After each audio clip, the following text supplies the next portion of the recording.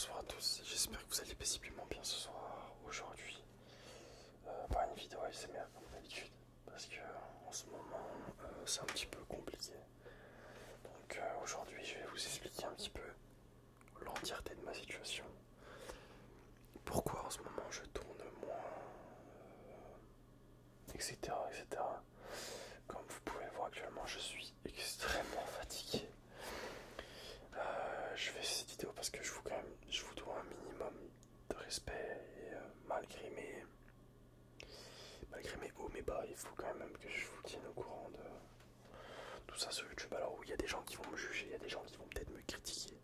Sachez que tout commentaire négatif sous cette vidéo sera totalement supprimé, sans peine d'insulter ou quoi que ce soit.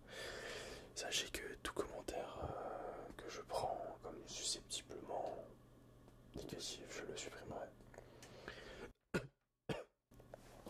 Pardon. Et que je ne suis pas du tout quelqu'un qui aime la haine ou la colère envers les gens. Si je fais moins de vidéos, c'est parce que je peux pas forcément plus enfin. Je vais pas me forcer tout simplement à en faire plus. Alors que mon état n'est pas forcément le meilleur actuellement. Bref, dans cette vidéo, je vous explique un petit peu tout. Pourquoi tant d'arrêts, tant de temps de pause. Il faut savoir que moi, comme je vous ai expliqué dans plusieurs vidéos, je souffre de ce qu'on appelle un TAG, un trouble d'anxiété généralisée accompagné d'un trouble de panique. En gros, je suis anxieux à longueur de journée. Je fais des crises d'angoisse pour les familiers. J'appelle ça des crises de panique parce que c'est vraiment une perte de contrôle de soi-même. Mais je fais des crises de panique assez violentes qui me couchent énormément. Et c'est pas supportable dans la vie de tous les jours. En tant que personne normale, je pense que vous comprenez que si vous êtes quelqu'un qui fait, pardon, si vous êtes susceptible de faire des crises tout au long de la journée, pendant des années, ça casse le moral et ça casse l'envie d'aller peu importe où. Et ça casse toutes les envies. Du coup, voilà, je souffre de ça depuis un bon moment. Mais je vois un professionnel de santé. Et donc j'ai des traitements pour ceci. Donc j'ai des traitements qui sont censés fonctionner pour moi, ou pour la plupart des personnes qui en prennent. Dans un premier temps, on administre aux personnes comme moi des antidépresseurs. Alors il faut savoir que les antidépresseurs n'agissent pas que pour la dépression, et qu'ils agissent aussi sur l'anxiété. Pour les ISRS, c'est une gamme d'antidépresseurs qu'on appelle les inhibiteurs de la recapture de la sérotonine. Les ISRS, c'est ça. Je me suis pas planté. Et en gros, ces traitements antidépresseurs sont censés, pour la plupart des gens, je sais pas comment ça marche exactement la recapture, mais l'hormone de la sérotonine qu'on a dans notre tête est recapturée, du coup ce qui augmente la production de sérotonine, ou un truc comme ça. Donc la sérotonine, c'est l'hormone du bonheur, l'hormone du plaisir, l'hormone du bonheur. Donc plus d'hormones du bonheur, moins de dépression et moins d'anxiété. Le problème étant donné que les traitements antidépresseurs ne marchent pas pour tout le monde, et j'en fais partie. Donc voici pourquoi je ne fais plus, du moins j'ai eu des phases de haut et de bas. Car un traitement, je le commence, je suis confiant, ça marche pas, je l'arrête. Sachant qu'un traitement antidépresseur, c'est extrêmement compliqué à arrêter pour ma part, car on a des effets de sevrage. Alors, la molécule, en fait, de l'antidépresseur n'est pas, comme vous pouvez le penser, c'est pas quelque chose qu'on peut pas arrêter, c'est pas quelque chose d'addictif. C'est quelque chose qui est vraiment, vraiment utile pour la plupart des gens. Ça m'a été utile. J'ai réussi à trouver un traitement. Mais j'ai dû en faire beaucoup. La chose qui est compliquée, c'est l'arrêt. En fait, c'est pas un besoin d'en prendre. On n'a pas le besoin. C'est pas comme un héroïnomane qui a besoin de sa dose. Non. Ça marche pas comme ça. Le problème, lors du sevrage de l'antidépresseur, on a ce qui s'appelle un effet rebond d'anxiété. Donc ça, c'est un symptôme parmi les 1000 autres qu'il y a dans le symptôme de sevrage à l'antidépresseur. Mais moi, le symptôme que j'ai eu lors de l'arrêt de mes antidépresseurs de tous, on appelle ça les brain zaps. C'est littéralement la chose la plus horrible que j'ai ressentie. Pour faire clair, simple, précis, imaginez recevoir des sortes de mini-chocs électriques. Pour moi c'était chaque seconde. Donc on ne vit plus, on ne sort plus, on ne fait plus rien, on déprime. Le cercle vicieux du traitement, en fait c'est ça. Les symptômes de sevrage sont tellement forts que on ne fait plus rien. J'en viens au fait du pourquoi il y a des trous sur ma chaîne de vidéos, des jours où j'en fais plus, des jours où j'en fais moins. Comme dit auparavant, je suis quelqu'un qui tolère très mal les antidépresseurs. Ça ne fonctionne pas suffisamment sur moi. Et donc j'ai dû changer énormément de fois de traitement. Chaque trou, chaque pause que vous voyez, c'est un changement de traitement. Il est pour moi impossible de faire quoi que ce soit quand je change de traitement. Alors oui, j'ai recours à un autre traitement, un traitement anxiolytique qui permet de gérer mon effet rebond du sevrage d'antidépresseurs. Alors un effet rebond, pour ceux qui ne savent pas, c'est vous prenez une molécule, elle vous enlève l'anxiété par exemple, vous l'arrêtez, l'anxiété sera 3 fois pire. C'est ça l'effet rebond, c'est lors de l'arrêt de la molécule, c'est pire. Donc voilà. Donc j'ai eu recours à ce qu'on appelle des anxiolytiques, benzodiazépines. Bon, des benzodiazépines, qu'est-ce que c'est? Des benzodiazépines, c'est malheureusement le traitement anxiolytique qui marche le mieux au monde. On donne des benzodiazépines aux personnes qui font des crises d'angoisse, des crises de panique. Vous devez forcément connaître le Xanax. Un nom assez familier pour certains d'entre vous, je pense. Alors, le problème avec ces médicaments, c'est qu'on vous donne pour que ça marche. On vous les donne pour un effet anxiolytique. Le problème, c'est qu'ils marchent vraiment. Ils marchent vraiment beaucoup. Ils marchent trop. Du coup, on s'accoutume à la molécule. Parce que c'est pas un traitement de fond. On s'accoutume à la molécule. On en prend plus. Sauf que la dose initiale ne suffit plus à gérer l'anxiété. Donc même avec la dose initiale, on en revient au point de départ de l'anxiété qu'on avait avant sans rien. On est alors obligé d'augmenter la dose d'anxiolytique. Et ça fait ça à chaque fois.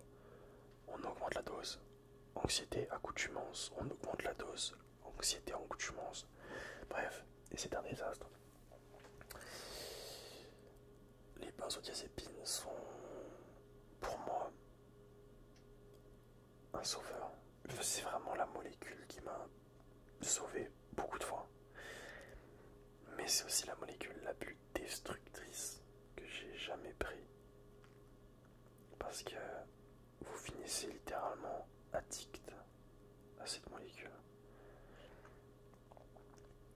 Et puis on en prend un, ça calme, ça joue bien. On en prend un deuxième, c'est bien, c'est drôle, ça marche bien. Ça marche plus, on en prend un troisième. Au bout d'un mois, même pas, au bout de 2 semaines en prise quotidienne, vous êtes addict aux médicaments et vous devez augmenter la dose. Bon, je vous laisse pas expliquer le bordel que c'est pour le sevrage, parce que c'est l'un des pires sevrages qui existent. Vu qu'un benzodiazépine, ça agit sur le GABA, les récepteurs à GABA en augmentant, je crois, je sais plus comment ça fonctionne exactement, mais c'est au niveau du GABA. Le truc, c'est qu'on peut avoir des symptômes de sevrage extrêmement violents. Pour les benzodiazépines à demi-vie courte, comme le Xanax, le Temesta, les choses assez courtes, vous risquez d'avoir des symptômes de sevrage très violents si vous arrêtez du jour au lendemain. Donc il faut faire un sevrage sur des mois pour réussir à éradiquer cette molécule de votre vie. On faut voir les benzodiazépines un petit peu comme l'aide ultime. Ça l'est, ça marche très très bien. Mais à quel prix? Je sais pas. Je vous explique un petit peu les fonctionnements des molécules pour que vous fassiez le rapport un petit peu après avec moi-même. Donc moi malheureusement je suis tombé dans l'addiction aux benzodiazépines plusieurs fois. Pas forcément du Xanax. Je n'aime pas cette molécule. Elle n'a pas eu d'effet particulier sur moi. Mais sachez que des benzodiazépines, il en existe beaucoup trop. Donc il y en a pour toutes les sauces. Les benzodiazépines, ils peuvent être utilisés aussi pour la détente musculaire et au relaxant, on appelle ça. Pour les épilepsies, retenez bien ça, les épilepsies. C'est un calmant, c'est un antiépileptique. Ils sont aussi utilisés, comme hypnotiques pour dormir, les insomnies. Les somnifères, c'est des benzodiazépines. Ils sont utilisés du coup sur l'anxiété. Ils sont utilisés sur le relax. Ils sont utilisés vraiment sur énormément de choses, ces molécules. Je suis désolé, je suis très fatigué. J'essaie de réfléchir en même temps, c'est très compliqué. Donc, ça marche très bien pour tout. Mais le sevrage est catastrophique. Admettons que vous décidez d'arrêter un benzodiazépine. Maintenant, après des mois de prise, sachez que vous pouvez en mourir. Donc les symptômes de sevrage passent sur l'effet rebond, l'anxiété, l'irritabilité, des vomissements. Ça va. On peut rentrer sur des crises d'épilepsie, des convulsions, un coma et la mort. Ouais, donc c'est pas des molécules à prendre à la légère à long terme. Malheureusement, j'en ai fait le fruit, on va dire, j'en ai goûté le fruit. Et je suis toujours avec ces molécules, malheureusement, et heureusement pour moi d'ailleurs. La chose avec ces molécules, c'est qu'il ne faut pas en faire un traitement de fond. Il faut les prendre uniquement lors d'une crise. Je l'ai compris malheureusement trop tard, parce que quand on est jeune, on aime bien un petit peu toucher un petit peu à tout. Voilà donc. Maintenant, laissez-moi vous expliquer pourquoi il y a moins de vidéos sur la chaîne actuellement. Il y a quelques temps, j'ai fait ce qu'on appelle un changement de traitement de fond, donc un changement d'antidépresseur, parce que l'ancien que j'avais avait beaucoup trop d'effets secondaires sur moi-même. Donc je suis passé à une autre molécule, sauf que, comme je vous ai dit, la molécule est extrêmement dure à arrêter. Pour moi, les antidépresseurs sont très durs à arrêter. Donc j'étais très mal, dans un état désastreux. Retour sur les benzodiazépines pour une aide en fond. Compliqué. Ça fait 3-4 semaines qu'on s'est pas vu. En 3-4 semaines, sachez que là je suis encore sur une introduction de traitement. les choses devraient se calmer. Car j'ai changé beaucoup de traitements, trop de fois. Donc les choses devraient se calmer d'ici quelques temps. D'ici un mois, les choses devraient s'apaiser. Normalement, j'entame un sevrage de benzodiazépine qui devrait lourdement m'aider. Donc les vidéos, il y en aura un petit peu moins. Je préfère prévenir durant ces temps-là. Sachez que si vous êtes anxieux comme moi, si vous êtes dans la détresse, etc., faites-vous aider. Faites-vous aider. C'est très important. Parce que moi, ça m'a vraiment permis de passer et tourner une page de ma vie. Pour finir, j'aimerais revenir sur un point. Donc, durant l'introduction de mon traitement, on a ce qu'on appelle une phase rebond d'anxiété. En gros, comment vous expliquer? Moi, actuellement, j'ai 2 traitements. 3. C'est compliqué à expliquer. J'ai la mirtazapine pour ceux que ça intéresse. Donc la mirtazapine qui est un antidépresseur anxiolytique. J'ai la duloxétine, pareil, antidépresseur anxiolytique. C'est un IRSN, un inhibiteur de la recapture de la sérotonine et de la noradrénaline. Et j'ai la vortioxétine, qui est un traitement antidépresseur un petit peu particulier. Donc là, je dois arrêter la duloxétine, qui va être très compliqué. Et associer la mirtazapine et la vortioxétine, qui s'associent très bien. Et normalement, je devrais garder ce traitement définitivement. Enfin, faut savoir que c'est vraiment pas facile le changement de traitement, le changement de tout ça, etc. Et que j'en tire des séquelles assez compliquées. Mais j'essaie de faire de mon mieux. Et je vous tiendrai toujours au courant. Les vidéos, je vais essayer de les reprendre un petit peu. Comme vous voyez actuellement, je suis cuit, je suis crevé, je suis tué. Les traitements me tapent sur le crâne. J'ai besoin de temps, j'ai besoin d'avancer dans ma vie. Et j'ai besoin que tout ça se tasse. Bref, comme vous l'avez compris, les traitements anxiolytiques, les traitements antidépresseurs, c'est pas facile. Sachez que je ne suis pas en dépression et que les antidépresseurs ne sont pas que pour la dépression, évidemment. Ils peuvent être aussi donnés pour des troubles paniques, des troubles bipolaires. Bah, bref, il y en a une bonne lichée, vous inquiétez pas. Bref, j'espère que tout ça s'arrangera au plus vite. Je vous tiens au courant, il y aura peut-être des vidéos de temps en temps. Je vais essayer de faire de mon mieux. Sur ce, je vous souhaite une excellente soirée. Merci d'avoir regardé la vidéo. On se dit à très bientôt. C'était